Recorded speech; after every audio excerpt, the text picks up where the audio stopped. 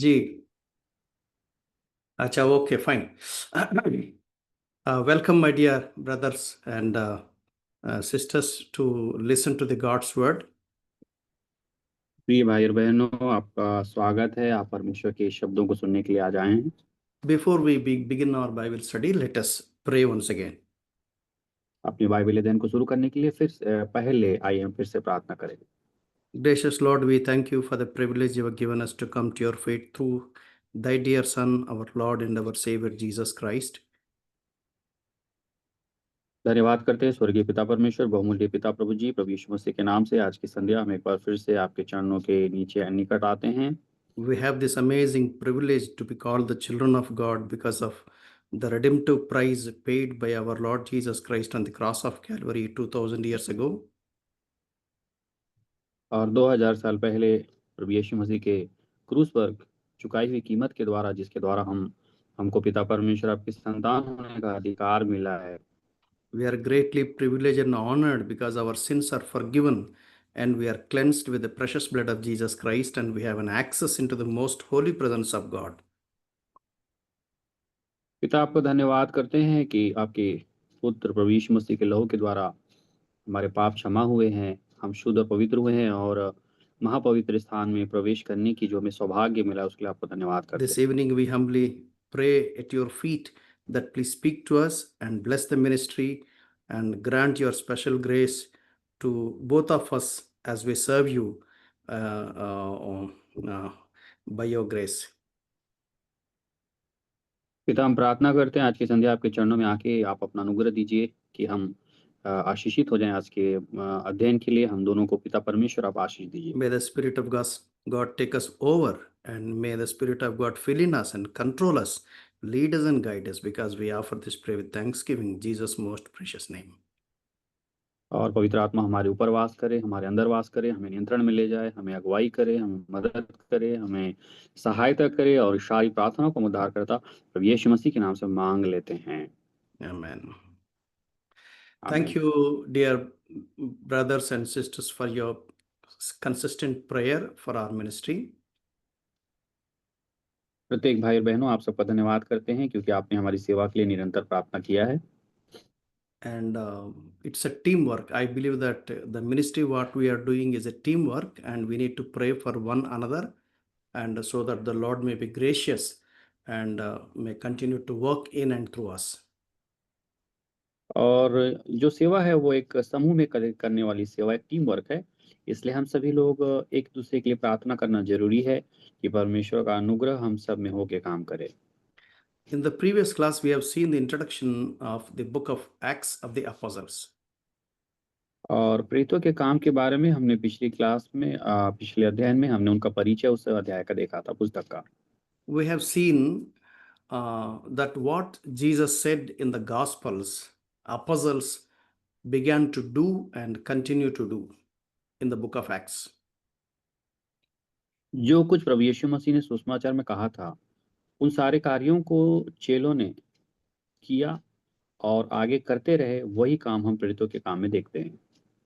So, what the Lord Jesus Christ uh, started doing in the Gospels, he continued to do now through the power of the Holy Spirit. और जो कुछ सुसमाचार के में हम पढ़ते हैं कि प्रभु यीशु मसीह ने सेवा शुरू किया था, वो आज पवित्र आत्मा की सामर्थ के द्वारा वो सेवा आज आगे बढ़ रहा है। The book of Acts is not completed. It is in continuation. You and I are added in the book of Acts. और प्रेरितों के काम पूरा नहीं हुआ है, वो आज भी चल रहा है, वो अभी भी अधूरा है और आप और मैं उसमें जुड़ चुके हैं और ये निरंतर जारी है। So we need to carefully see the book of Acts because we need to take the model of the apostles, disciples of the Lord Jesus Christ. What they did, we are supposed to continue the same ministry. और हम सबको बहुत ध्यान से देखने की जरूरत है कि जो आदर्श प्रेरितों ने दे के गया है, उस आदर्श को हम देखें और सीखें, क्योंकि वही हमें आगे करना है।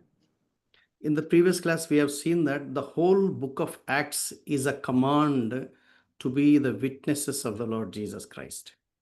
और हमने पिछले अध्ययन में देखा था कि प्रेरितों का काम जो है वो प्रभु यीशु मसीह की गवाही देने की वास्तव में पूरी आज्ञा है। the introduction what we have seen earlier is something very, very important that we should not और forget. और जो भी हमने प्रेतों के काम के बारे में परिचय देखा था वो बहुत ही महत्वपूर्ण था, उसे हम कभी नहीं भूलना है। So we have seen in the previous class that Acts is a bridge between Gospels and epistles. और हमने पिछले अध्ययन में देखा था कि वास्तव में जो प्रेरितों के काम हैं वो सुसमाचार के बीच में और जो पत्रियां हैं उनके बीच में एक पुल का निर्माण करता है। Although the Dr. Luke is addressing this book of Acts to Mr. Theophilus, a famous man, a famous lawyer, and he as a journalist, as a historian, he did an amazing work, and he gave a beautiful book of Acts to our hands. और जो लूका जो था, जो वैद्य जो था, उन्होंने बहुत ही ध्यान से थियोफिलिस जो कि एक अच्छे इतिहासकार थे, वकील थे, उनके लिए इस किताब को लिखा था और इसीलिए आज हमारे पास में ये सुंदर किताब लिखी हुई आज हमारे हाथ में है। So we have seen in the previous class that Apostle Paul had to stand before the Caesars in the law of court, and someone should fight for him, someone should represent him. So Mr. Theophilus is going to represent the case of Apostle Paul.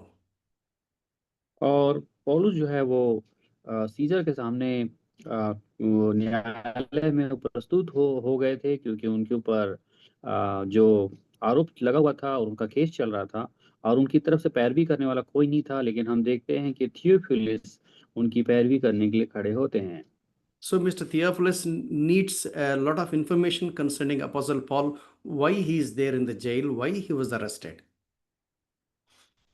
और इसलिए Theophilus को जानकारी चाहिए थी कि पौलुस क्यों jail में है और उनके सारी जो कारण है उसके बारे में उन्हें अच्छे से जानना जरूरी था। So Luke wrote the gospel about the birth of the Lord Jesus Christ, and he carried out almost all what from the inception, from the birth of the Lord Jesus Christ to the death and resurrection, ascension of the Lord Jesus Christ. और लूका ने साथ में सुसमाचार भी लिखा था और सुसमाचार में प्रभु यीशु मसीह के जन्म के बारे में, साथ ही उनके मृत्यु के बारे में, उनके पुनरुत्थान के बारे में और यहाँ तक कि स्वर्ग में उठाए जाने के बारे में भी उन्होंने लिखा था। So he covered the whole the history, the life and history of the Lord Jesus Christ and his and the ministry, what he did, what he said, and what he did, and what people thought about him, and all that as a story form. He gave a meticulous details in the in the gospel account. और हम देखते हैं कि लूका ने जो सुसमाचार लिखा था उसमें प्रभु यीशु मसीह के पूरे इतिहास को, उनकी सेवा के बारे में सब कुछ उन्होंने लिखा था, जो कुछ यीशु मसीह ने कहा और किया, लोगों का उनके प्रति क्या विचार था, ये सारी कहानी के रूप में उन्होंने बहुत अच्छे से प्रस्तुत किया। And he also gave a beautiful narration how the ministry of apostles of the Lord Jesus Christ began, how it continued till he was arrested, and how things went on, one after the other. और साथ ही उन्होंने कहानी के रूप में प्रेरितों के काम भी लिखा कि प्रेरित लोग किस प्रकार से सेवा शुरू की और प्रेरितों के ऊपर भी आरोप लगाया गया और उनको किस प्रकार जो जेल में डाल दिया गया, वो सब भी उन्होंने लिखा। So in the book of Acts, what we understand is their primary responsibility of the apostles is that we are the witnesses of the Lord Jesus Christ. They were primarily the witnesses of the Lord Jesus Christ. We find it in Acts chapter 2:32, Acts chapter 3:15, and Acts chapter 5:32, and Acts chapter 10:39. और प्रेरितों के काम में हमने ये देखा कि जो वास्तव में प्रेरित हैं, उनका पहला काम है कि वो परमेश्वर यीशु मसीह की गवाह दें और वो गवाही बने, उनका जीवन उनके लिए गवाह हो। और इसकी बातों के लिए हम देखते हैं जो रेफरेंस है प्रेरितों के काम 2 के 32 में, 3 के 15 में, 5 के 32 में और 10 के 39 में देखते हैं कि प्रेरित लोगों ने किस प्रकार गवाही दी। So Acts chapter 1 and verse 8 is the theme of this book of Acts of the Apostles. और प्रेरितों के काम जो लिखा गया है उसमें से मुख्य जो केंद्र बिंदु जो वचन है वो प्रेरितों के काम 1 का 8 है। Let me read it for you. Acts chapter 1 and verse 8 from NKJV version. You shall receive power when the Holy Spirit has come upon you, and you shall be witnesses to me in Jerusalem and in all Judea and Samaria to the end of the earth. और प्रेरितों के काम उसका पहला अध्याय और उसके 8 वचन में हम इस प्रकार पढ़ते हैं, वहाँ लिखा है, परंतु जब पवित्र आत्मा तुम पर आएगा तब तुम सामर्थ पाओगे और यरूशलेम और सारे यहूदिया और सामरिया में और पृथ्वी की छोर तक मेरे गवाह होगे। So these are three main sections. Acts chapter 1 up to Acts chapter 7, we find the disciples of the Lord Jesus Christ were witnesses in Jerusalem and in Judea. और प्रेरितों के काम 1 अध्याय से लेके 7 अध्याय तक हम देखते हैं कि जो प्रेरित थे उन्होंने यरूशलेम और यहूदिया में प्रभु यीशु मसीह की गवाही दी। And normally Jews, they do not have any relationship or fellowship with the people of Samaria. They treated them as outcast people. They treat them as untouchable people. And the beauty of the gospel is, as per the command given by the Lord Jesus Christ in Acts 1:8, in chapter 8, gospel went to Samaria. और यहूदी लोग सामरियों से दूरी बना के रखते थे क्योंकि सामरी लोग उनके दृष्टि में बाहरी जाति थे और वो उनसे अछूत प्रकार का व्यवहार करते थे। लेकिन सुसमाचार की हम सुंदरता को देखते हैं कि जब परमेश्वर ने आज्ञा दिया प्रेरितों के काम 1 के 8 में, तो लोगों ने उसको दूसरे जातियों में भी प्रेरितों के पवित्र आत्मा की सामर्थ को पाके प्रभु यीशु मसीह के गवाह बने। The beauty of the gospel of the Lord Jesus Christ is that gospel even extended even from the Samaria to the remote parts of the earth. That means all Gentiles are covered. For that reason, you and I have joined the church. We are the live witnesses. और हम देखते हैं कि प्रेरितों के काम अध्याय 8 में सामरियों तक, अन्य जातियों तक प्रभु यीशु मसीह का जो गवाही है वो पहुंच गया। और ये प्रभु यीशु मसीह का परमेश्वर का योजना था कि सामरिया और अन्य जाति तक भी परमेश्वर का सुसमाचार पहुंचे और पवित्र आत्मा का काम हो, ताकि हम लोग साथ में इसमें शामिल हो जाएं। प्रभु हमें कलीसिया में शामिल करे और हमें उसका जीवित गवाह बनाए। Many people accuse saying that why God of Christian is limited only to the Jews and Israel. बहुत सारे लोग ये इल्जाम लगाते हैं कि इज़राइल का परमेश्वर यहूदियों और इज़राइलियों तक ही सीमित क्यों है, They are wrong. और वो गलत कहते हैं। No doubt, the Lord Jesus Christ is from the camp of Jews and Israel, but God wanted Israel to bless all people of all over the world, irrespective of caste and creed. और इसमें कोई शंका की बात नहीं है कि प्रभु यीशु मसीह यहूदियों और इज़राइलियों की ओर से ही आए थे, परंतु उनकी इच्छा थी, उनकी योजना थी कि इज़राइल के द्वारा सारे राष्ट्र, सारे लोग और सारी जातियों के लोग आशीषित हों, भले वो किसी भी जाति के क्यों ना हो। So, in another way, we have also seen that the ministry of the baptism in the Holy Spirit in the previous class. और पिछले अध्ययन में हमने ये भी देखा कि पवित्र आत्मा के द्वारा बपतिस्मा होने का जो गवाही है वो हम प्रेरितों के काम 1 के 5 में देखते हैं। Maybe after completion of the book of Acts, we will try to see, or when we talk about the 1 Corinthians, we can see there are certain important ministries of the Holy Spirit. There is a lot of misunderstanding about this matter. और प्रभु ने चाहा तो पवित्र आत्मा प्रेरितों के काम पढ़ने के बाद और कुरिन्थियों की किताब जब हम पढ़ेंगे तो पवित्र आत्मा की सेवा के बारे में हम अच्छे से पढ़ेंगे, क्योंकि बहुत सारी भ्रांतियां इस विषय में लोगों के जीवन में हैं। We need to know what scriptures clearly talks about the truth concerning the Holy Spirit. और हमें ये सब कुछ जानना है कि परमेश्वर का वचन जो है सत्य रूप से पवित्र आत्मा के बारे में क्या कहता है। Many people talk many things with half knowledge. और बहुत सारे लोग जो है वो अधूरे ज्ञान के द्वारा बात करते हैं। The Bible is not like a newspaper that whoever reads just like that they will understand.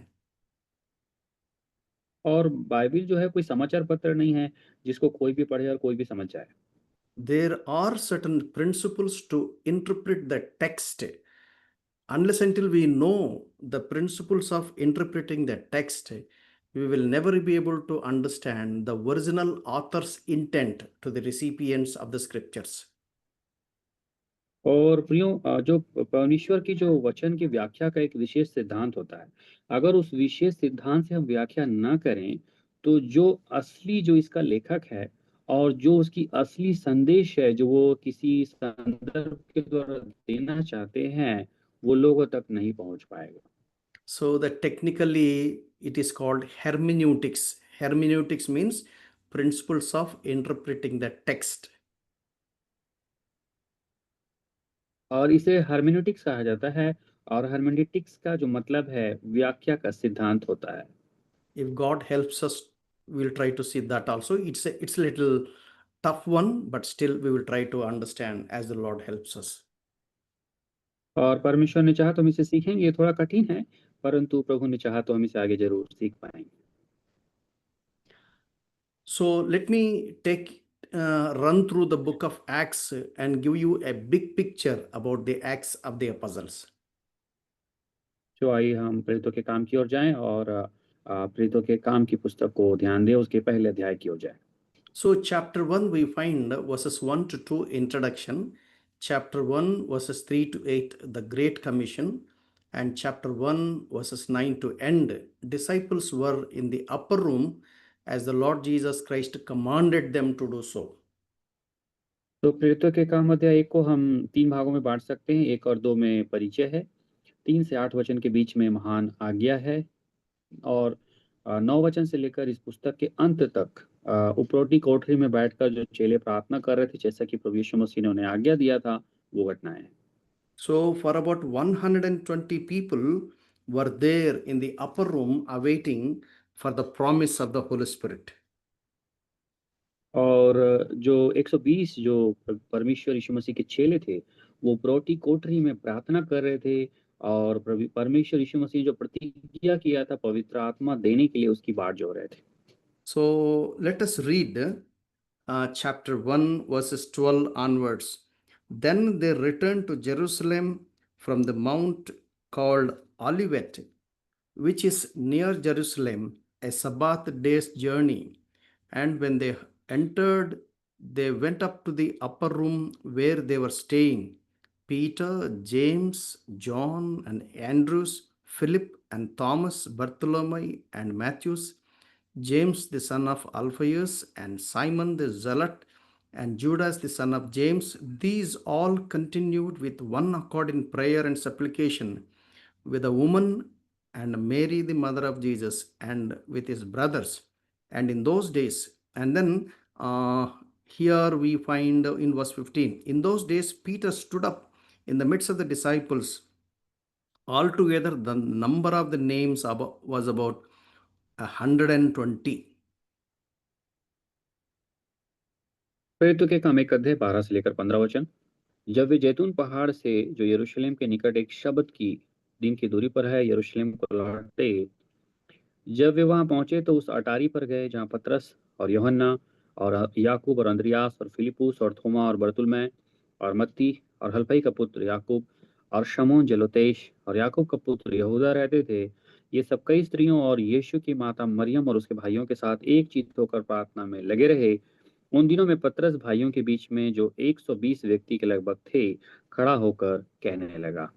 And verses 15 to end, what we find is that they wanted to fill the vacancy caused by Judah Iscariot, the apostate disciple, one who hanged himself, betrayed the Lord Jesus Christ. और इसके आगे हम वचनों में देखते हैं कि वे सभी लोग एक विषय के लिए वहां इकट्ठा हुए थे, क्योंकि प्रेरितों में से जो प्रभु यीशु मसीह के चेलों में से यहूदा इस्करियोती जो था, उसकी मृत्यु हो गई थी, तो उसका स्थान लेने के लिए किसका नाम चुना जाए, उस विषय में उनकी चर्चा वहां हो रही थी। And then let's read verses 21 and 22. Therefore, of these men who have accompanied us all the time that the Lord Jesus Christ went in and out among us, beginning from the baptism of John to that day when he was taken up from us, one of these must become a witness with us of the resurrection.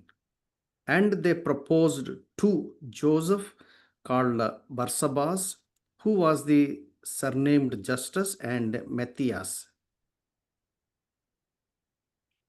और प्रेरितों के काम 1 अध्याय 21 से लेकर 23 वचन। इसलिए जितने दिन तक प्रभु यीशु हमारे साथ आता जाता रहा, अर्थात यूहन्ना के बपतिस्मा से लेकर उसके हमारे पास से उठाए जाने तक जो लोग बराबर हमारे साथ रहे हैं, उचित है कि उनमें से एक व्यक्ति हमारे साथ उसके जी उठने का गवाह हो जाए। तब उन्होंने 2 को खड़ा किया, एक यूसुफ को जो बरसबा कहलाता है, जिसका उपनाम युस्तुस है, और दूसरा मत्तियाह को। And then verse 26, they cast their lots, and the lot fell on Matthias, and he was numbered with the 11 apostles. 26 वचन में लिखा है, तब उन्होंने उनके बारे में चिट्ठियां डाली और चिट्ठी मत्तियाह के नाम पर निकली, अतः वह उन 11 प्रेरितों के साथ गिना गया। And these 120 people were waiting upon the Lord in prayer and enjoying fellowship together in the upper room. They were waiting for the promise of the Holy Spirit. और ये जो 120 जो चेले थे, ये उपरोटी कोठरी में प्रार्थना कर रहे थे और बड़े आनंद से प्रभु यीशु मसीह के द्वारा प्रतिज्ञा की गई पवित्र आत्मा के आने की बाट जो रहे थे। And then we find the fulfillment in Acts chapter 2. और इस चीज को पूरा होते हुए हम प्रेरितों के काम अध्याय 2 में देखते हैं। Chapter 2 can be divided into 4 portions. First 4 verses, disciples were filled with the Holy Spirit. Verses 5 to 13, response of the Jewish community.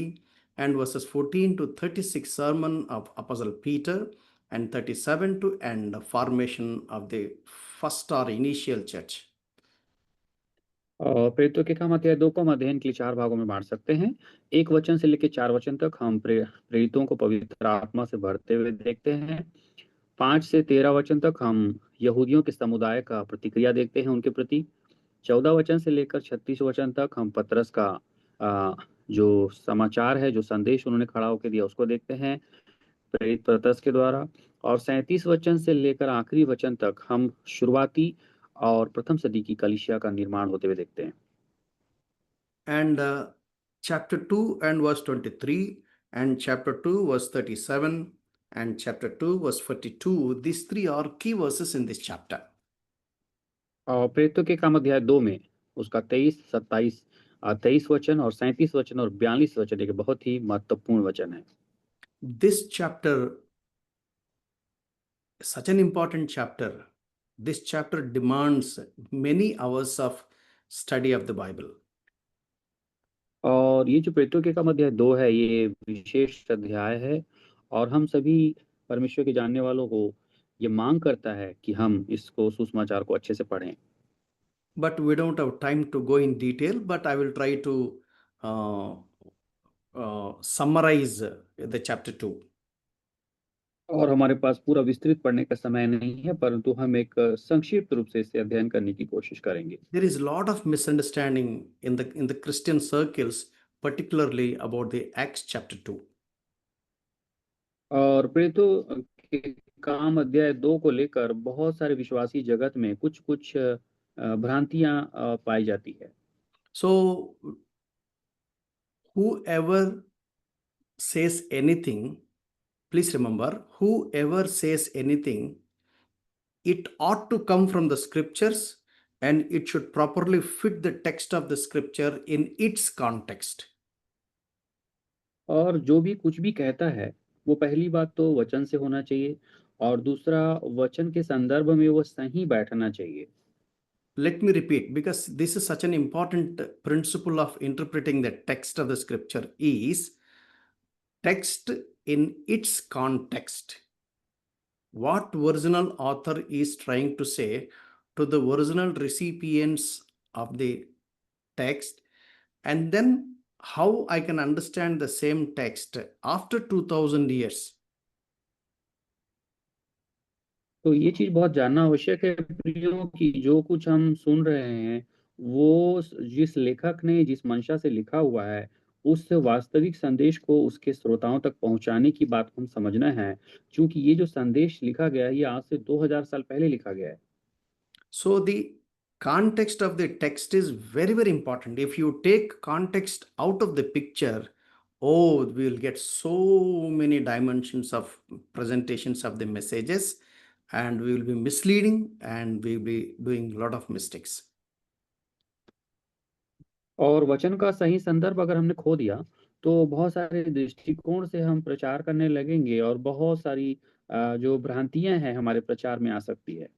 When disciples were ministering in certain way, should I do the same now is the question. अब जैसे चेले जो सेवा का उनका जो तरीका था, तो हमारे लिए एक सवाल है कि क्या हम आज उसी तरीके से सेवा करते रहें?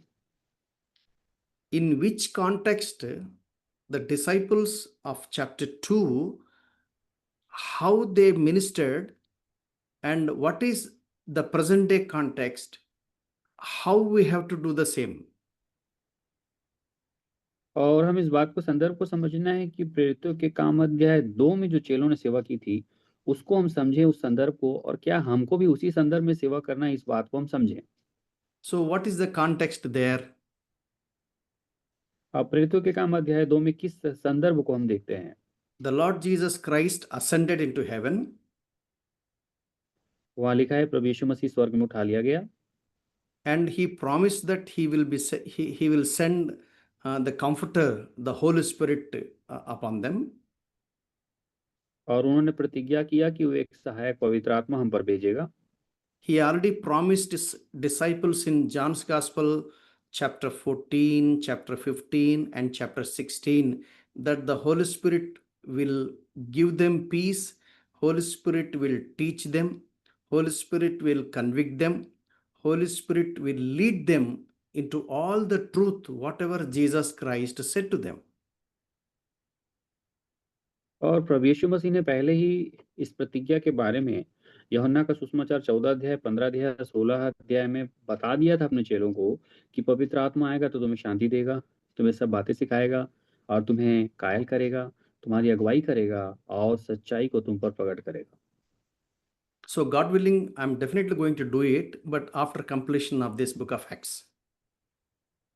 प्रभु ने चाहा तो इस बात को हम जरूर समझेंगे, लेकिन प्रेरितों के काम के अध्ययन के पुस्तक के अध्ययन के बाद में।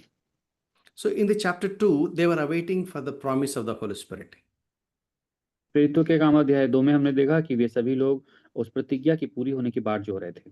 If you have any questions, please note it down. We will try to discuss. और आपका कोई भी सवाल है तो उसे लिखे रहिए, हम बाद में उसकी चर्चा कर लेंगे। Because this is very, very important. There are many, many wrong and false doctrines are prevailing around us. We need to be connected to the scriptures with the right doctrine, with the right spirit. और प्रियो, चूंकि बहुत सारी गलत शिक्षा और गलत सिद्धांत लोग देते हैं, इसलिए हमें वचन के सही सिद्धांत के बारे में मालूम होना और सही आत्मा हमसे जुड़ा हुआ होना जरूरी है। So chapter 2 verse 1, when the day of Pentecost had fully come, they were all with one accord in one place, and suddenly there came a sound from heaven as of a rushing mighty wind, and it filled the whole house where they were sitting.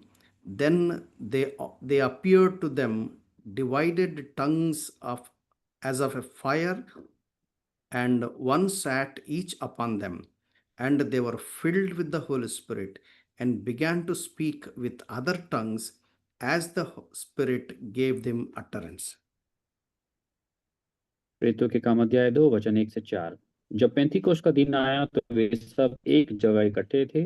एकाएक आकाश से बड़ी आंधी की सी सनसनाहट का शब्द हुआ और उससे सारा घर जहां वे बैठे थे गूंज गया, और उन्हें आग की सी जीभें फटती हुई दिखाई दी, और उनमें से हर एक पर आ ठहरी, और वे सब पवित्र आत्मा से भर गए, और जिस प्रकार आत्मा ने उन्हें बोलने की सामर्थ्य दी, वे अन्य भाषा बोलने लगे। Please remember, these are all Jews.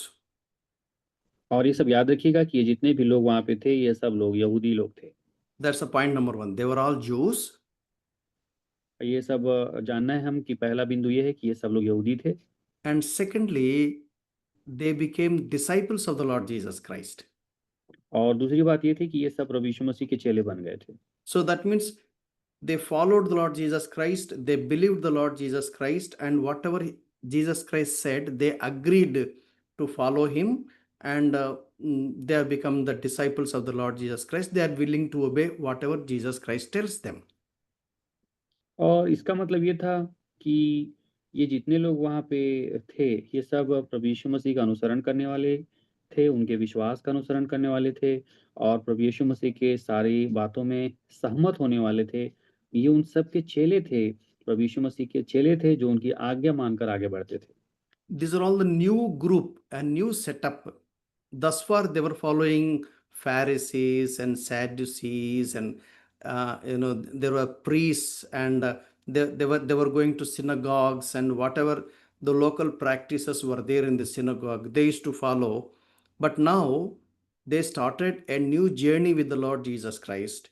As disciples of Lord Jesus Christ, they were awaiting what they should be doing hereafter, because their guru is no more with them. और यहाँ पे हम देखते थे कि ये जो जो यहाँ लोग थे, ये एक प्रकार के नए लोग थे, क्योंकि वो पवित्र आत्मा के द्वारा एक सामर्थ पाके नई बातों की ओर चलने वाले थे और ये सभी लोग इनके गुरु के जाने के बाद अपने अगुवाई के लिए परमेश्वर का इंतजार कर रहे थे कि वो उनको आके वो बातचीत करे। Now, if they had to start anything new, they need to know concretely, very surely, that this is from God. They need some kind of evidence, they need some kind of strong convictions. और चूंकि इन्हें एक नई शुरुआत करनी थी, इसलिए सभी लोग एक मजबूत नए गवाह की तलाश में थे और जो इन्हें कायल कर सके और इनको समझा सके कि हाँ ये सही सिद्धांत पे जा रहे हैं। When Jesus Christ was with them, Jesus Christ performed several miracles only one who is sent by God can do. They were convinced that Jesus Christ was sent by God and he was the Messiah, and they were so convinced, and they came out from that group of earlier religious camp. और यीशु मसीह इस दुनिया में बहुत सारे आश्चर्य कर्म किए जब वे थे, तो लोग जान गए क्योंकि उन्होंने उनके आश्चर्य कर्म को देख के, उस गवाही को देख के पहचान लिया कि ये परमेश्वर की ओर से भेजे हुए मसीहा हैं और वे सभी लोग उस गवाही के द्वारा उन्हें उस मसीहा करके उन्होंने स्वीकार किया और मान गए। The Lord Jesus Christ said that I will build my church. और प्रभु यीशु मसीह ने उनसे कहा था कि मैं अपनी कलीसिया बनाऊंगा। The church has to be built. Now it has to be initiated, it has to be started. इसका मतलब था कि प्रभु ने जब कहा कि मैं अपना चर्च बनाऊंगा, इसका मतलब था कि उस चर्च के बनाने की शुरुआत की जाएगी, वो उसका शुरुआत होगा। Now, here we see in chapter 2, the foundation of the new church, New Testament church is being laid here.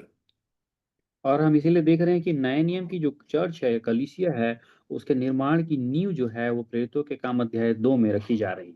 The first church has actually started with the 120 members, with whom, a list has been said in brief, we have seen earlier.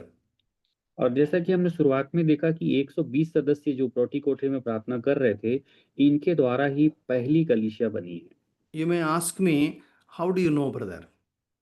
और आप मेरे से एक सवाल पूछ सकते हैं कि आप कैसे कह सकते हैं? Where is it written that 120 people are the first, with them the church has begun? और आप एक सवाल मुझसे पूछ सकते हैं कि पहले चर्च में ये 120 लोग ही थे, आप कैसे बोल सकते हैं? So, what we can understand is verse 40 and 41, chapter 2, verse 40 and 41. And many other words he, that means Peter, testified and exhorted them, saying, Be saved from this perverse generation. Then those who gladly received his word were baptized, and that day about 3,000 souls were added to them. Added to them. और यहाँ पे 40 और 41 वचन प्रेरितों के काम अध्याय 2 में देखते हैं, जब पतरस ने उनको गवाही देकर समझाया, उसने बहुत और भी बातों से गवाही दे देकर समझाया कि अपने आप को इस टेढ़ी जाति से बचाओ। अतः जिन्होंने उसका वचन ग्रहण किया, उन्होंने बपतिस्मा लिया और उसी दिन 3,000 मनुष्यों के लगभग उनमें मिल गए। So here we find a beautiful hints and clues about the initial church. तो यहाँ पे शुरुआती कलीसिया के बारे में हमें एक जो इशारा है, एक जो हिंट है और क्लू जो है वहाँ यहाँ मिलता है। Who were added into the church? और वहाँ पे चर्च में किनको मिला दिया गया? Verse 40. Be saved from this perverse generation. और 40 वचन में जो पतरस ने कहा था कि अपने आप को इस टेढ़ी जाति से बचाओ। So in another interpretation, instead of perverse, it is written crooked generation. और वहाँ पे जैसे कि अलग परिभाषा और बताई गई है कि टेढ़ी जाति से अपने आप को बचाओ। That means they were the people who were separated from the crooked generation. Means crooked generation means who they are the people, religious people, but they don't follow the spirit of the religion. They have certain mechanical, ritualistic kind of lifestyle, and they were simply following some kind of system, but they are not truly converted. They are not truly have become the part of the church. तो यहाँ पे लिखा है ये लोग टेढ़ी जाति से अलग लोग थे। तो ये टेढ़ी जाति के लोग कौन है? ये टेढ़ी जाति के लोग वे लोग हैं जो धार्मिक दिखते जरूर थे, परंतु इनमें आत्मा नहीं रहती थी और ये केवल रीति रिवाज पर अपनी धार्मिकता को दिखाते थे। इनके जीवन में सच्चाई नहीं होती थी। Not all Christians are added in the church. Please remember that Christianity does not come by birth. Unfortunately, our law of the land says if the father is a Christian and his son, his daughter, his family members automatically become Christians. But Bible never talks like that. God has only children, not grandchildren. और एक बात याद रखिएगा कि सभी विश्वासी लोग, मसीह लोग जन्म से मसीह नहीं होते हैं और वो जन्म से उनमें मसीहत नहीं आती है। जैसे कि संसार में देखते हैं कि अगर किसी का पिता क्रिश्चियन होते हैं तो उनके पुत्र, उनके संतान सभी लोग उनको क्रिश्चियन कह देते हैं। लेकिन बाइबल का ये सिद्धांत नहीं है कि कोई भी व्यक्ति का पिता अगर विश्वासी है, मसीह है, तो उसका पुत्र भी मसीह हो जाए। You go to school to admit your child in the school, and they will give you application form. There you have to write down the name of your child, date of birth of your child, address of the child, guardian of the child, and there is one column, what is the religion and what is the caste.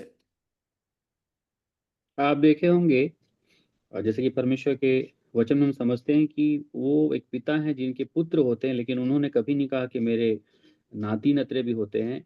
और हम उदाहरण में देखते हैं कि school में जब हम अपने बच्चों को भर्ती करते हैं तो वहाँ पे उनका जन्म, पता और उनका अभिभावक का नाम और उनका धर्म और जाति का विवरण भी होता है। You don't find this data anywhere else on the face of the earth in any country. Only in India, this particular system has been invented. They believe or they take it granted that the religion is forwarded by the parents to the children, but Bible never says that Christianity is carried forward from parents to the children.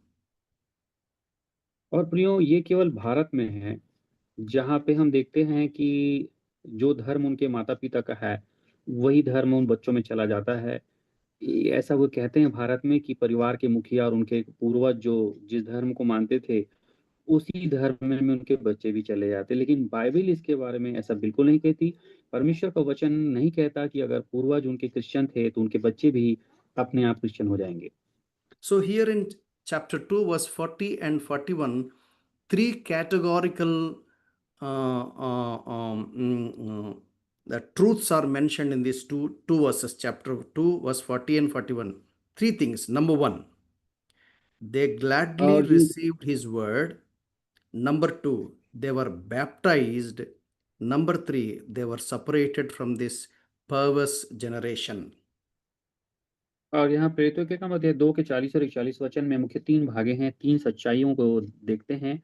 तो पहली सच्चाई ये थी कि इन्होंने वचन को ग्रहण किया, दूसरी सच्चाई ये थी कि इन्होंने बपतिस्मा लिया और तीसरी सच्चाई ये है कि ये इस टेढ़ी जाति से, इस संसार से, बाकी लोगों से अलग होकर वे इनमें मिल गए। Three things. Only they are the people who are added into the church, not everybody. Only three. What are the number one? One should gladly receive the word of God, number one. Secondly, after receiving the word, they should be baptized. Number three, after being baptized, they should be separated from this crooked generation. अब एक चीज़ समझना है कि यहाँ पे कलीसिया में जो 3 प्रकार के लोग मिले थे, ये कौन लोग हैं? पहला वे जिन्होंने आनंद से वचन को ग्रहण किया, दूसरा जो वो ग्रहण करने के बाद उन्होंने बपतिस्मा लिया और तीसरा वे लोग इस संसार से अलग होकर इस झुंड में मिल गए। That means these 120 people who were there in the initial church, in the initial moment, were also received the word of Christ gladly, and they were baptized, and they were separated from this crooked generation. तो इसका मतलब है कि 120 लोग जो उस शुरुआती कलीसिया में थे, वो लोग भी वचन ग्रहण किए होंगे, उन्होंने भी बपतिस्मा लिया होगा और वो भी संसार से अलग हुए होंगे। That is what exactly the Lord Jesus Christ tells his disciples in Mark's Gospel, chapter 16. Please turn with me to Mark's Gospel, chapter 16, and verse 15 and 16. यही बात प्रभु यीशु मसीह ने कहा है मरकुस की किताब 16 अध्याय उसके 15 और 16 वचन में। We will understand little more what we have already studied now. जो कुछ हमने पढ़ा है पहले उसको और अच्छे से हम इसमें समझ जाएंगे। Mark's Gospel, chapter 16, verses 15 and 16. Go into all the world, preach the gospel to every creature. He who believes and is baptized will be saved. और यहाँ पे प्रभु यीशु मसीह ने उनसे कहा, तुम सारे जगत में जाकर सारी सृष्टि के लोगों को सुसमाचार प्रचार करो। जो विश्वास करे और बपतिस्मा ले उसी का उद्धार होगा, परंतु जो विश्वास न करेगा वह दोषी ठहराया जाएगा। Who are these 3,000 people? They fulfilled these three conditions. Number one, they received the word gladly. और ये जो 3000 लोग उसमें शामिल हुए थे, ये लोग कौन है? पहला, इन्होंने वचन को आनंद से ग्रहण किया था। They received the word gladly. इन्होंने परमेश्वर के वचन को आनंद से ग्रहण किया था। What does it mean by receiving the word gladly? अब परमेश्वर के वचन को आनंद से ग्रहण किया, इसका मतलब क्या है? That's what it is written in Mark's Gospel, chapter 16 and verse 15. Go into all the world and preach the gospel to every creature. और ये जो है, जो वचन जो उन्होंने ग्रहण किया वो कौन सा है? जो हम यहाँ देख रहे हैं 15 और 16 के वचन मरकुस की किताब 16 अध्याय में, जहाँ लिखा है कि तुम सारे जगत में जाके सारी सृष्टि के लोगों को Here सुसमाचार we प्रचार करो। here we have seen that chapter 2 verse 14 to 36 sermon of the Peter. What is that sermon of the Peter? He was preaching the gospel. और जो हम वचन देख रहे हैं प्रेरितों के काम अध्याय 2 में उसके 14 वचन से लेकर 36 वचन के बीच में, वहाँ पतरस क्या बोल रहा है? वास्तव में पतरस जो है सुसमाचार कह रहा है। So the gospel is also called the word of God. The whatever Jesus Christ says, whatever the content of Jesus Christ, the content of Jesus Christ is gospel. Christ himself is the gospel. The message of gospel, the life and ministry of the Lord Jesus Christ is gospel. So sermon of the Peter is covered with the gospel. तो हम देखते हैं कि यहाँ जो वचन ग्रहण किया बोला जा रहा है, वो एक्चुअल में पतरस ने जो जो सुसमाचार सुनाया था, वही सुसमाचारी परमेश्वर का वचन कहलाता है। और ये परमेश्वर का वचन वास्तव में यीशु मसीह के जीवन है, उनकी सेवा है, जो संदेश के रूप में हम सुनते हैं, जिनको इन्होंने वचन के रूप में ग्रहण किया था। So, what is that gospel? We find it in chapter 2, verses 20. There are, the 14 to 36, we find the gospel, but here and there I will try to cover few things. और जो पतरस ने जो उनको सुसमाचार सुनाया था, प्रेरितों के काम अध्याय 2 का 14 से लेकर 36 के बीच में, उसमें हम कुछ वचनों को ध्यान से देखेंगे। Actually, Peter was responding to the Jewish community. और यहाँ पे हम देख रहे हैं कि पतरस जो है वो यहूदी समुदायों के सामने अपनी प्रतिक्रिया दे रहे हैं। In the first 4 verses, we find that the disciples, these 120 disciples of the Lord Jesus Christ, were filled with the Holy Spirit. और पहले 4 वचन से ही हमको समझ में आ गया कि ये जो चेले थे, जो 120 थे, ये पवित्र आत्मा से भर गए थे। So, how do we find the explanation? Verses 2, 3, 4. Let me read it for you once again. Suddenly there was a sound from heaven as of a rushing mighty wind, and it filled the whole house where they were sitting. और यहाँ लिखा है प्रेरितों के काम अध्याय 2 का 2 वचन में, एकाएक आकाश से बड़ी आंधी किसी सनसनाहट का शब्द हुआ और उससे सारा घर जहाँ वे बैठे थे गूंज गया। There are many people gathered in Jerusalem in that day, 50th day. Pentecost means 50th day. और ये जो पेंतीकोस्त का दिन कहा जाता है, जिसे हम 50वां दिन कहते हैं, इस दिन में यरूशलेम में बहुत सारे लोग इकट्ठा हुए थे। The Jewish calendar, it starts, no? 1, 2, 3, 4, just like we have January 1, 2, 3, 4, 5, like that. Jewish calendar, in their count, the 50th day is the day of Pentecost. Penta means 50 means. और यहूदियों के कैलेंडर में अपन देखेंगे, जैसे 1, 2, 3 होता है हमारा जनवरी, फरवरी, उसी प्रकार उसका दिन हम गिनेंगे तो यहूदियों के कैलेंडर में जो 50वां दिन है उसे पेंतीकोस्त का दिन कहा जाता है।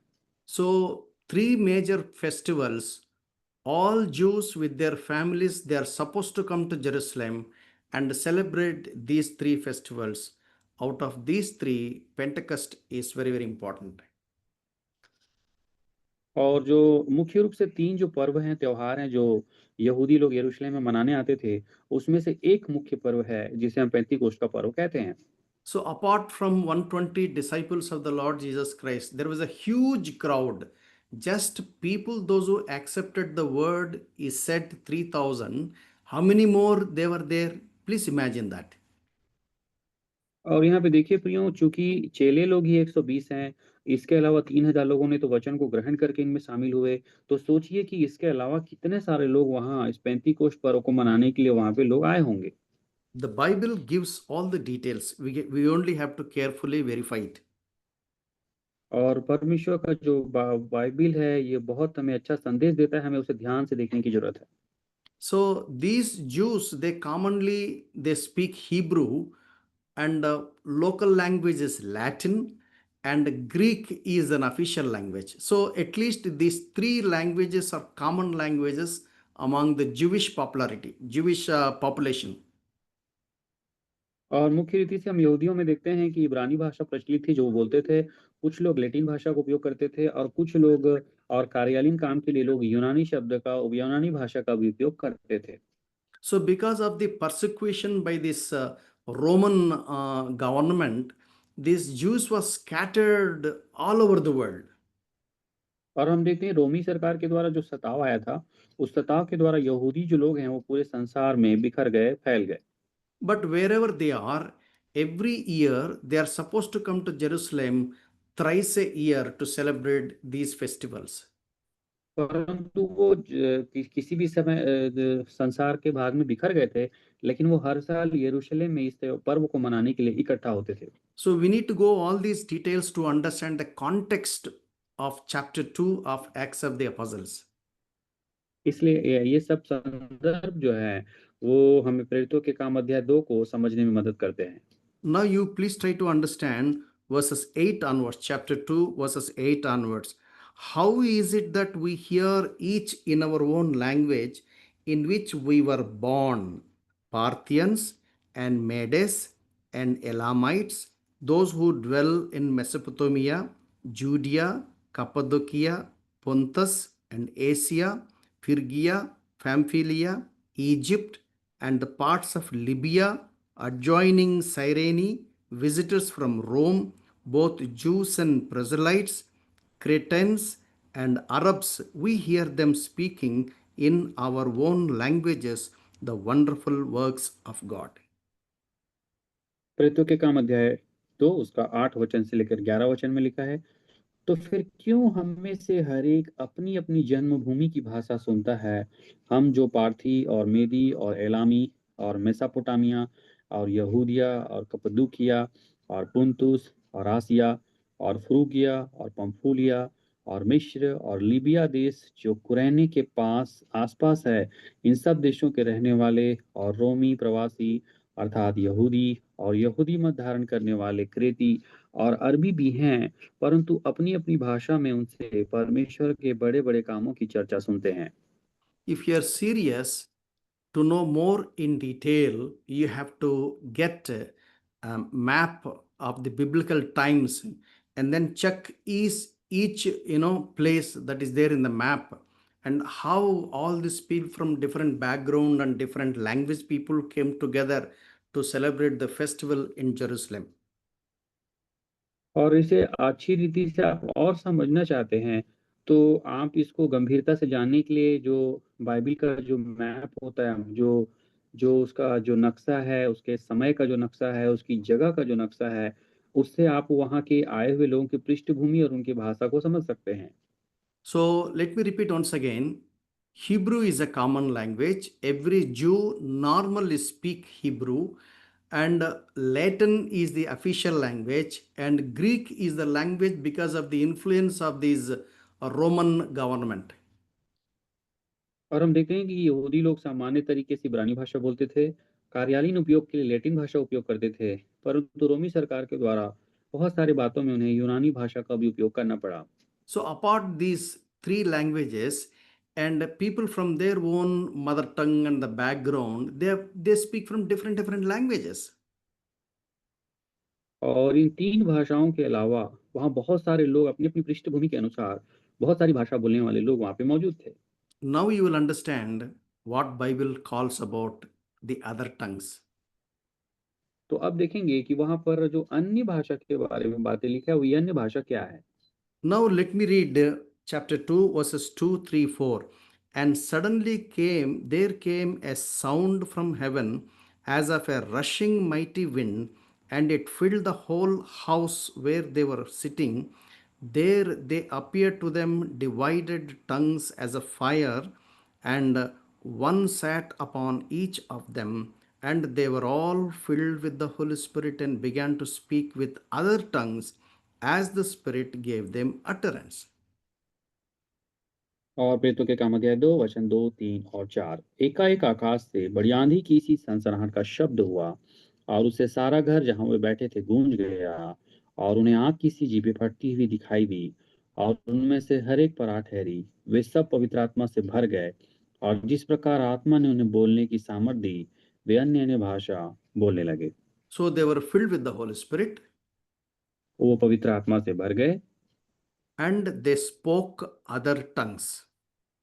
और यहाँ लिखा है कि वे अन्य भाषा बोलने लगे And the Spirit of God gave them that utterance. और यहाँ लिखा है कि परमेश्वर की आत्मा ने उन्हें अन्य भाषा बोलने की सामर्थ्य दी। What these 120 people spoke other tongues, these people understood. और जो इन 120 लोगों ने जो अन्य भाषा बोली थी, उन भाषा को ये बाकी जितने लोग आए थे, वे लोग समझ रहे थे। That's what we have read sometime again. Let me read it once again. Chapter 2, verse 8 onwards, or verse 7 onwards. Then they were all amazed and marveled, saying to one another, Look, are not these who speak Galileans? And how is it that we hear each in our own language in which we were born? And then Parthians, Medes, and Elamites, those who dwelling in Mesopotamia, Judea, Cappadocia, Pontus, and on and on. And then verse 11, Cretans and Arabs, we hear them speaking in our own tongues the wonderful works of God. So they were all amazed and perplexed, saying to one another, Whatever could this mean? और प्रेरितों के काम अध्याय 2 वचन 7 से 12 वचन। वे सब चकित और अचंभित होकर कहने लगे, देखो ये जो बोल रहे हैं, क्या सब गलीली नहीं? तो फिर क्यों हम में से हर एक अपनी अपनी जन्मभूमि की भाषा सुनता है? हम जो पार्थी, मेदी और एलामी और मेसोपोटामिया और यहूदिया और कप्पदोकिया और पुन्तुस और आसिया और फ्रूगिया और पंफूलिया और मिस्र और लीबिया देश जो कुरैन के आसपास के हैं, इन सब देशों के रहने वाले और रोमी प्रवासी अर्थात यहूदी, यहूदी मत धारण करने वाले और क्रेती और अरबी भी हैं, परंतु अपनी अपनी भाषा में उनसे परमेश्वर के बड़े बड़े कामों की चर्चा सुनते हैं। और वे सब चकित हुए और घबरा कर एक दूसरे से कहने लगे, यह क्या हो रहा है? So they were Galileans. ये सब लोग गलीली थे। They were supposed to speak the languages used in Galilee. तो उन्हें स्वाभाविक रीति से जो गलील में जो भाषा बोली जाती थी वही बोलना था, But they are speaking the language which they do not know. परंतु गलीली लोग वो भाषा बोल रहे थे जो वो नहीं जानते थे। but they are speaking a language they do not know, but those who know that language, they are listening to these people. और ये गलीली लोग उस भाषा को नहीं जानते थे, लेकिन जितने लोग वो दूसरे और देशों से आए थे, वे सभी उस भाषा को जानने वाले लोग जान गए कि ये लोग हमारी भाषा में बोल रहे हैं। So, out of these 120 people, when they were speaking the language which they do not know, but the gathering, there are many people, they know the language, and their language, these people, 120 people, are communicating gospel in a language known to them.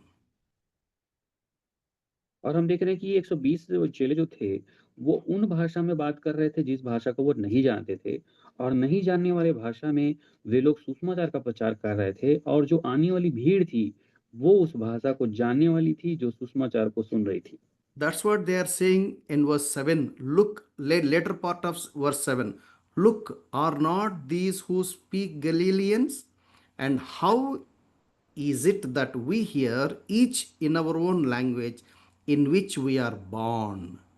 And और इसलिए then साथों, and then verse 11, we hear them speaking in our own tongues the wonderful works of God.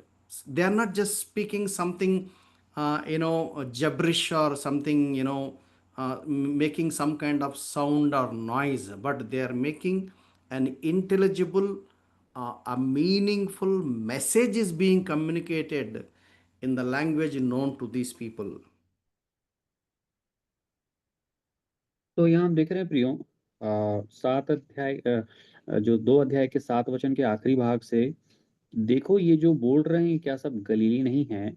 तो फिर क्यों हम में से हर एक अपनी-अपनी जन्मभूमि की भाषा सुनता है?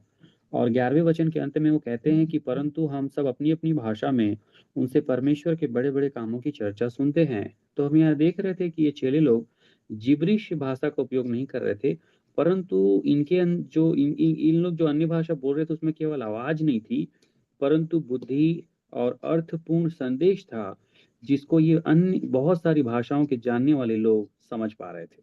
Right in the group, we have one brother joining from Calcutta, from West Bengal. और हम लोग जो अध्ययन कर रहे हैं उसमें एक भाई जो है कलकत्ता से हमारे ग्रुप में जुड़े हुए हैं। I don't know exactly Calcutta or nearby Calcutta. Brother Ravi किसको भाई, आप कहाँ रहने वाला है, कौन सा, which place is that you stay? And Malda, West Bengal, Malda. Malla, West Bengal. So you speak Bengali there, is it? Bengal, yes. But I do not know Bengali. But what happens? I do not know Bengali. But I have to preach gospel to bhai from West Bengal. When the Spirit of God gives me utterance, other tongue is known to Rabbi Kiskubai. I speak the language which I do not know, but Rabbi Kiskubai will get the message of gospel. That's a point. तो यहाँ हम एक उदाहरण समझ सकते हैं कि जैसे वेस्ट बंगाल से हमारे भाई रवि किस्कू जुड़े हुए हैं, जो कि बंगाली भाषा बोलते हैं, और हम अगर यहाँ पे परमेश्वर की आत्मा से भर के अन्य भाषा में हम बोलने से वो रवि किस्कू भाई उसे बंगाली भाषा में समझ रहे हैं, परंतु हम बंगाली भाषा को नहीं जानते हैं। यही आश्चर्यक्रम यहाँ पे हो रहा था। That is other tongue means. और ये होता है अन्य भाषा का अर्थ। Now we have brother Anil Khare who knows both English and Hindi. जैसे कि हमारे बीच भाई अनिल हैं जो इंग्लिश और हिंदी दोनों भाषा जानते हैं। I do not know Hindi. If I knew Hindi, I would have straight away spoke Hindi. I know little bit of Hindi, but not. I don't have command to speak. The message with flawless fluency, the way how I speak Telugu. और मुझे अच्छी से हिंदी नहीं आती, जैसे uncle जी कह रहे हैं कि जैसा वो अच्छे से फ्लुएंस होके बिना अटके जैसे तेलुगु में बोल लेते हैं, वैसा वो हिंदी में नहीं बोल पाते हैं। So if I know only Telugu, maybe Anil Khare bhai, he doesn't know Telugu. Then he says, bhai, I don't know Telugu. I can't translate Telugu to Hindi.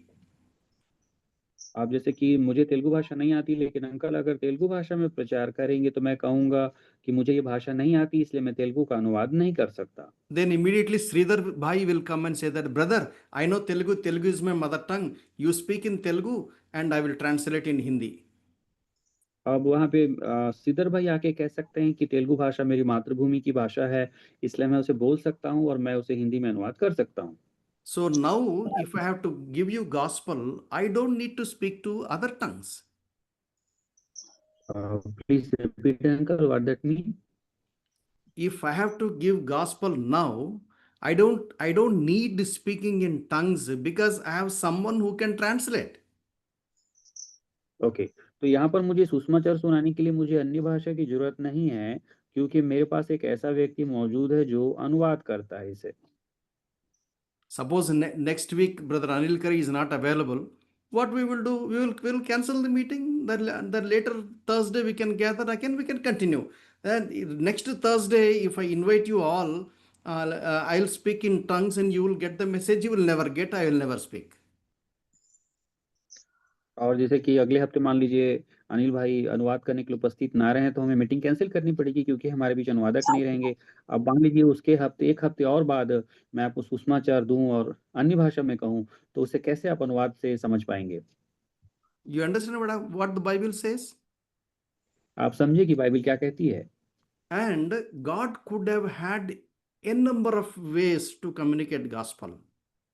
तो इसका मतलब है कि परमेश्वर कई तरीके से सुषमाचार को लोगों तक पहुंचा सकते हैं। But in those days, God decided to have this kind of particular system. परंतु उन दिनों में हम देख रहे हैं कि परमेश्वर ने इस रीति का उपयोग किया सुषमाचार को पहुंचाने के लिए। Even then, there is someone who is trying to misinterpret that. और वो ऐसे ऐसे समय में हम देखते हैं कि कई लोग जो हैं वो इस वचन का कई बार गलत अर्थ निकालते हैं। Verse 13, chapter 2, verse 13. दो वचन दूसरा प्रेरितों के काम 2 अध्याय का 13 वचन। Others mocking said they were full of new wine. परंतु दूसरों ने ठट्ठा करके कहा, वे तो नई मदिरा के नशे में चूर हैं। Arey, how can new wine will give kick? Why? Old wine will give kick, not new wine. Even he should have said old wine. They said by they uttered a mistake. These are known fact, अब right? यहाँ पे एक विशेष बात है कि इनको कहना था कि पुरानी शराब उन्होंने पी रखी है और पुरानी मदिरा का नशे में है, तो वो बात समझ में भी आती, क्योंकि नई मदिरा में ज्यादा नशा नहीं होता है, लेकिन ये लोग उपयोग कर रहे हैं और बोल रहे हैं कि ये लोग नई मदिरा के नशे में हैं। Then Peter stood up and gave the sermon. तब पतरस खड़ा हुआ और उन्हें सुसमाचार सुनाना शुरू किया। When they were trying to mocking the acts of God, then the servant of God, the apostle of Jesus Christ, Apostle Peter, stood up and then gave the sermon. और जब ये लोग इन लोगों का ठट्ठा कर रहे थे, मजाक उड़ा रहे थे, तब पतरस खड़ा हुआ और उनके बीच में वचन प्रचार करना शुरू किया। And here he was quoting the Old Testament prophecies, Joel chapter 2, verses 28 to 32. We will find that. और यहाँ पे पुराने नियम का जो भविष्यवाणी है, जो पतरस ने प्रचार करते वक्त उन्हें बताना शुरू किया, जो कि योएल की किताब अध्याय 2 और उसका 28 से आगे की जो भविष्यवाणी है। That is what we find chapter 2, verses 14 onwards. I am reading it for you. But Peter, standing up with the 11, raised his voice and said to them, Men of Judea, and all who dwell in Jerusalem, let this be known to you and heed my words. For these are not drunk as you suppose, since it is only the third hour of the day. Hour of the day. That means around morning 9 a.m. Third hour of the day. But this is what was spoken by the prophet Joel. That we find in Joel chapter 2, verses 28 to 32. And it shall come to pass in the last days, says God, that I will pour out my spirit on all flesh. Your sons and your daughters shall prophesy. Your young men shall see visions. Your old men shall dream dreams. And on my men servants and on my maid servants I will pour out my spirit in those days, and they shall prophesy. I will show wonders in heaven and above, and signs in in the earth beneath, blood and fire and vapor of smoke. The sun shall be turned into the darkness, and the moon into the blood, before coming of the great and awesome day of the Lord. And it shall come to pass that whoever calls on the name of the Lord shall be saved. Up to verse 21. पीड़ितों के काम अध्याय 2 वचन 14 से लेकर 21। तब पतरस उन 11 के साथ खड़ा हुआ और ऊंचे शब्द से कहने लगा, हे यहूदियों और हे यरूशलेम के सब रहने वालों, यह जान लो और कान लगाकर मेरी बातें सुनो। जैसा तुम समझ रहे हो, ये लोग नशे में नहीं हैं, क्योंकि अभी तो पहर ही दिन चढ़ा है, परंतु यह वह बात है जो योएल भविष्यवक्ता के द्वारा कही गई थी। परमेश्वर कहता है कि अंत के दिनों में ऐसा होगा कि मैं अपना आत्मा सब मनुष्यों पर उंडेलूंगा, और तुम्हारे बेटे और तुम्हारी बेटियां भविष्यवाणी करेंगी, तुम्हारे जवान दर्शन देखेंगे और तुम्हारे पुरनिये स्वप्न देखेंगे। वरन मैं अपने दासों और अपनी दासियों पर भी उन दिनों में अपने आत्मा में से उंडेलूंगा, और वे भविष्यवाणी करेंगे। और मैं ऊपर आकाश में अद्भुत काम और नीचे धरती पर चिन्ह अर्थात लहू और आग और धुएं का बादल दिखाऊंगा। प्रभु के महान और तेजस्वी दिन के आने से पहले सूर्य अंधेरा और चांद लहू सा हो जाएगा, और जो कोई प्रभु का नाम लेगा वह उद्धार पाएगा। To cut the long story short, Prophet Joel is talking about the day of the Lord, the coming, the great day of the Lord. We find it in verse 20, the later part, before the coming of the great and awesome day of the Lord. और यहाँ पे जो उस बात को समझेंगे, बहुत कम बात को कम करते हुए 20 वचन में लिखा है कि प्रभु के महान और तेजस्वी दिन के आने से पहले। He was talking about the Messiah, coming of the Messiah.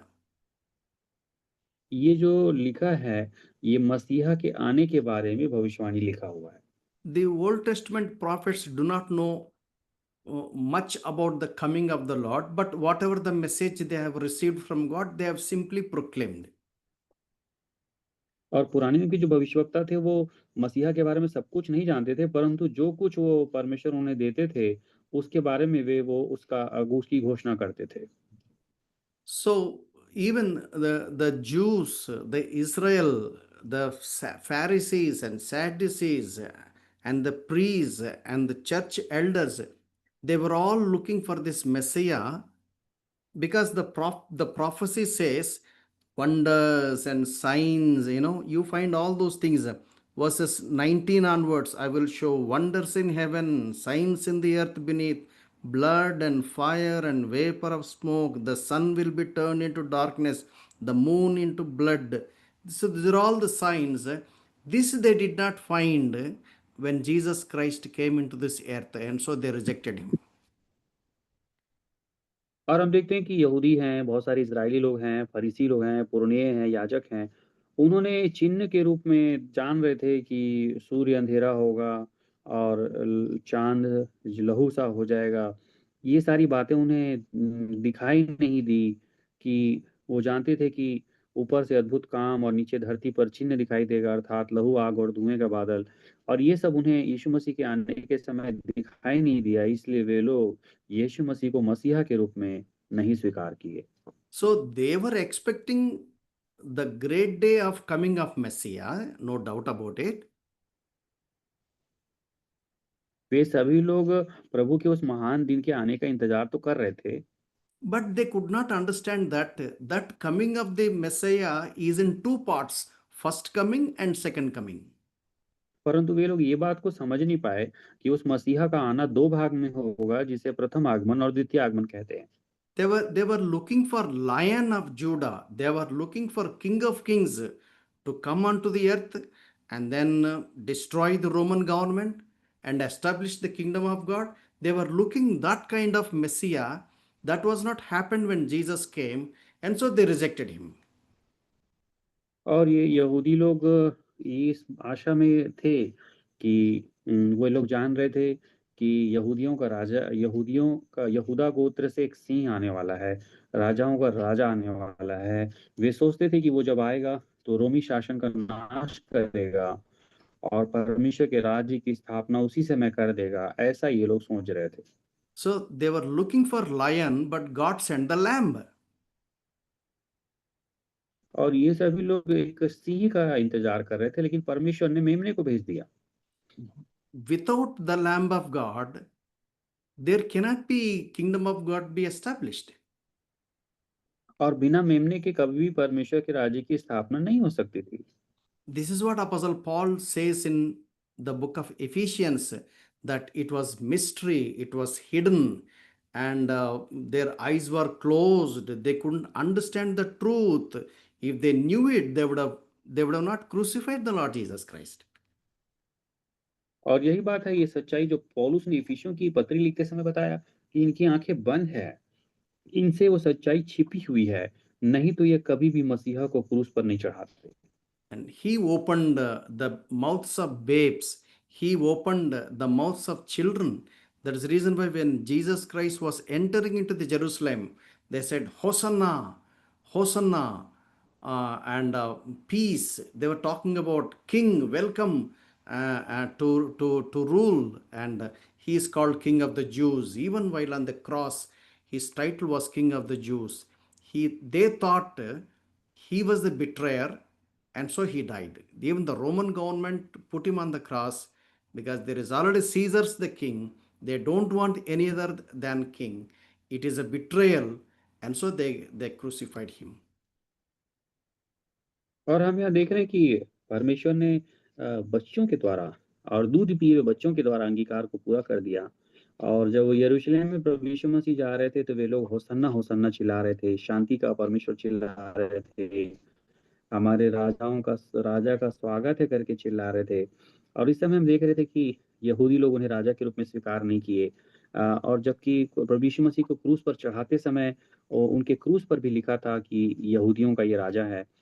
लेकिन जो उस समय का जो राजा सीजर था, उसने देखा कि सभी यहूदियों ने उन पे आरोप लगाया और प्रभु यीशु मसीह पर आरोप लगाकर उसे क्रूस पर चढ़ा दिया। Verse 22 onwards, chapter 2, verse 22. Men of Israel, hear these words. Jesus of Nazareth, a man attested by you, by God, to you by miracles, wonders, and signs, which God did through him in your midst, as you yourself also know. Him being delivered by the determined purpose and foreknowledge of God, you have taken by lawless hands, have crucified and put him to death. But God raised up, having loosed the pains of death, because it was not possible that he should be held by it. For David concerning him, I foresaw the law always before my face, for he is at my right hand, and I may not be shaken. Therefore my heart rejoiced and my tongue was glad.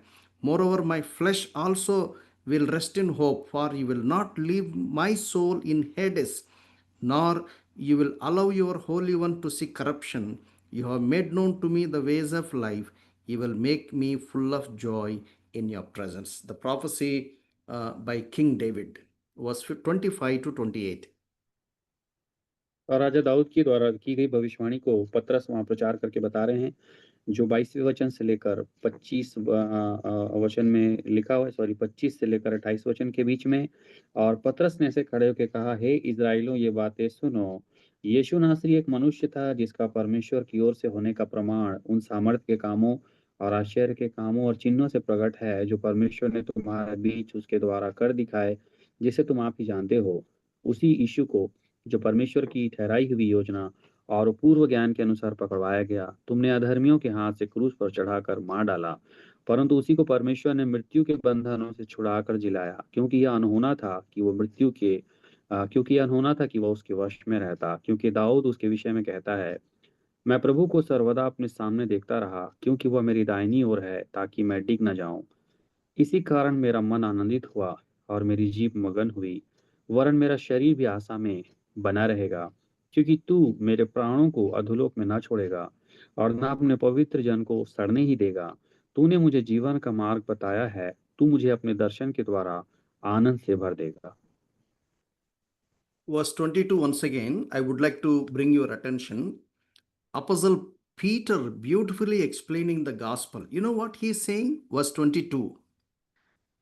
Men of Israel, hear these words: Jesus of Nazareth, a man attested by God to you by miracles, wonders, and signs, which God did through him in your midst, as yourself know. और यहाँ पर पतरस जब खड़े हुए तो उन्होंने बहुत ही अच्छी रीति से सुसमाचार को प्रस्तुत किया और 22 वचन में कहा, हे इज़राइलियों, ये बातें सुनो। यीशु नासरी एक मनुष्य था, जिसका परमेश्वर की ओर से होने का प्रमाण उन सामर्थ्य के कामों और आश्चर्य के कामों और चिन्हों से प्रकट है, जो परमेश्वर ने तुम्हारे बीच उसके द्वारा कर दिखाए, जिसे तुम आप ही जानते हो। Jesus Christ performed these miracles and signs which an ordinary person, human being, cannot do.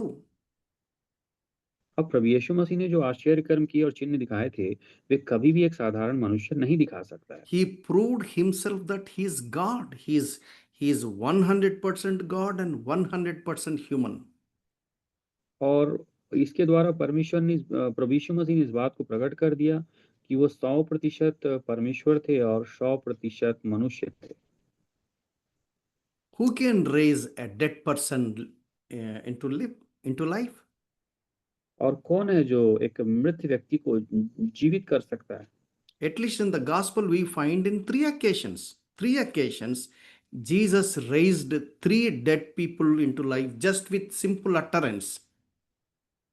और हम देखते हैं कि सुसमाचार की किताबों में 3 बार ऐसा हुआ, जब प्रभु यीशु मसीह ने मुर्दों को जिलाया, और वो भी साधारण उन्हें पुकारने के द्वारा।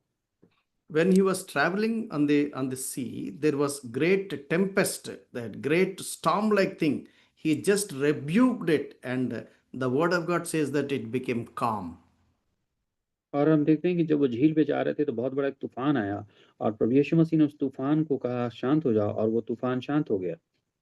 Jesus Christ proved himself as God because he gave life to the dead person, number one.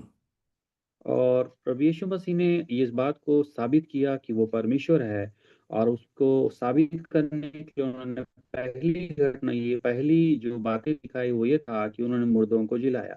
The devils trembled and fled away and were in full control in obedience to God because Jesus is God. और प्रभु यीशु मसीह के सामने शैतान भाग गया, और प्रभु यीशु मसीह ने आज्ञा परमेश्वर की पालन करके ये सिद्ध कर दिया कि वो परमेश्वर के पुत्र हैं। Because Jesus is God, the creator, he could rebuke the nature, and the very nature obeyed him. और चूंकि प्रभु यीशु मसीह परमेश्वर है और परमेश्वर के पुत्र, इसलिए उन्होंने प्रकृति की शक्तियों को डांट दिया और उसे अपने नियंत्रण में ले लिया। This is what Apostle Peter is saying here. Verse 22. Hear these words,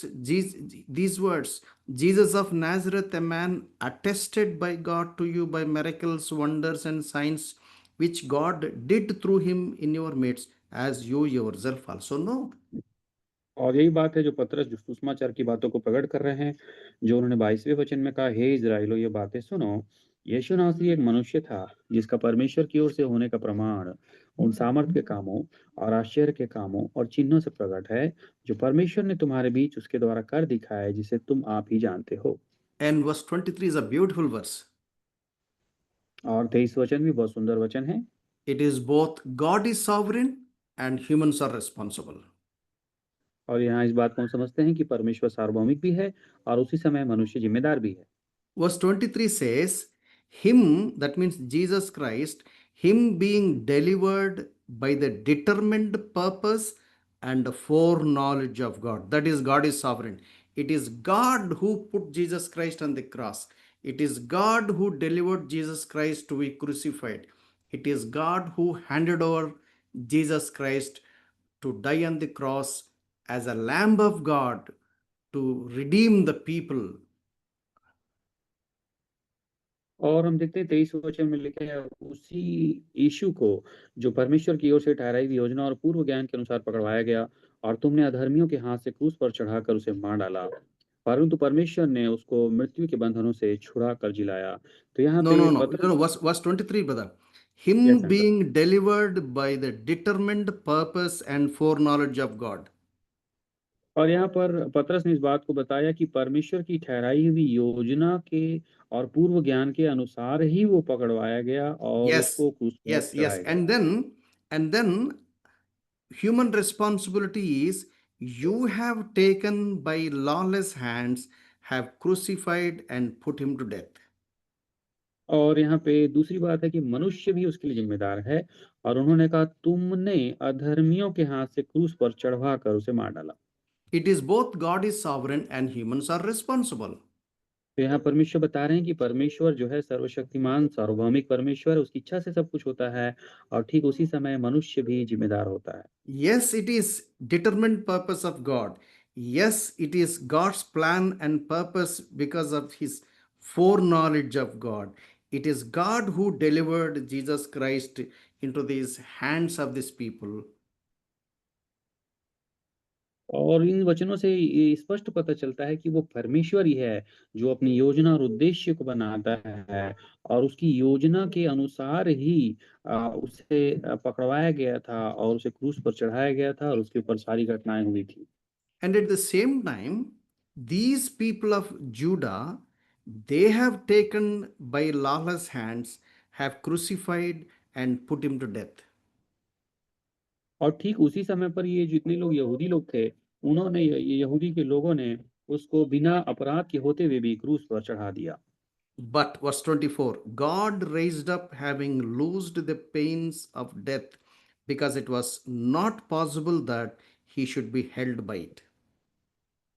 और 24 वचन में लिखा है परंतु उसी को परमेश्वर ने मृत्यु के बंधनों से छुड़ा कर जिलाया, क्योंकि अनहोना था कि वह उसके वश में रहता। So, this is the gospel. यही है सुसमाचार।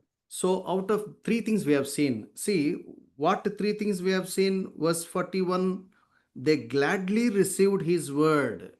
What is that gladly received this word? Get this connected to Mark's Gospel 16 and verse 15. Go and preach the gospel. Those who believe and baptized, they are saved. तो हमने देखा कि 3 बातें जो थी जिसके कारण लोगों ने प्रभु यीशु मसीह को ग्रहण किया था और कलीसिया में शामिल हुए थे, उसमें से पहला बात था कि लोगों ने वचन को ग्रहण किया था। वो वचन क्या था? सुसमाचार। और वो सुसमाचार क्या था? मरकुस 16 अध्याय का 15 से 16 में कि जाओ और सारी सृष्टि के लोगों को सुसमाचार प्रचार करो। Peter was, by faith presenting this gospel, saying that you have crucified the Lord Jesus Christ. You have nailed him to the cross. You have, spit upon his face, and you scourged him, and you nailed him. You insulted him, and it's you. Then what happened? Verse 37. Verse 37.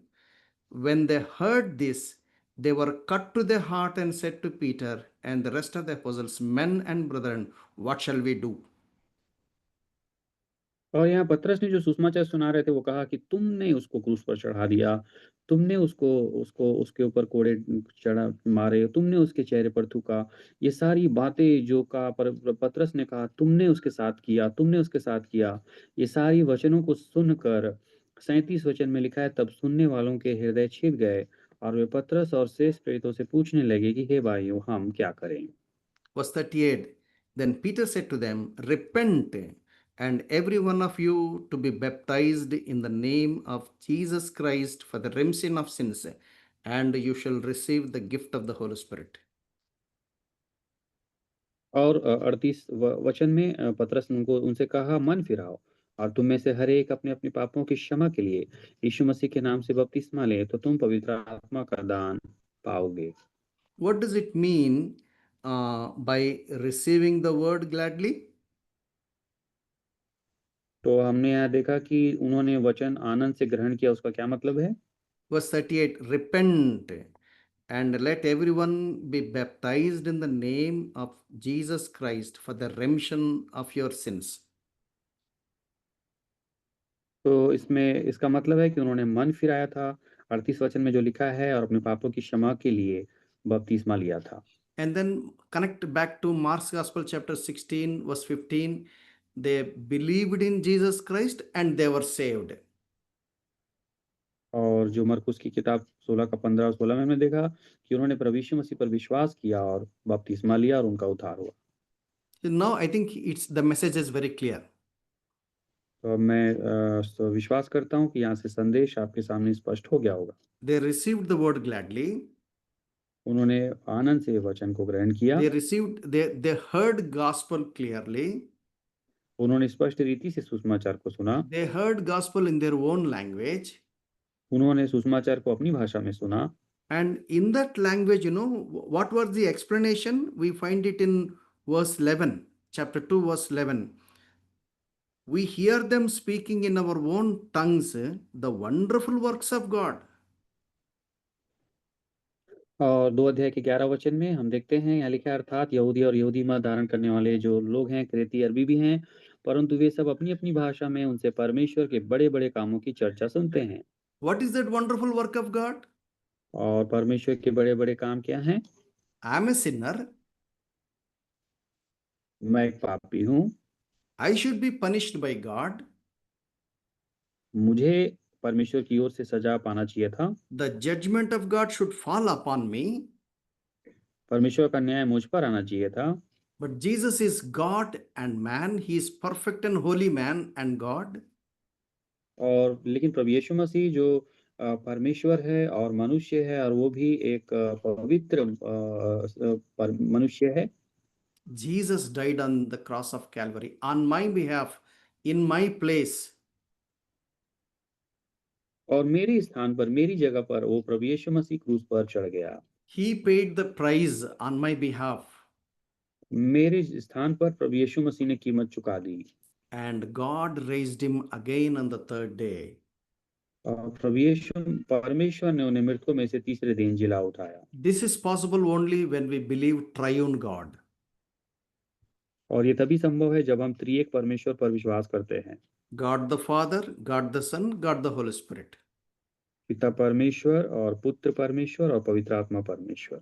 So Jesus died on the cross of Calvary. When I believe this truth of redemption, and Holy Spirit is given to me as a free gift to come and indwell within me.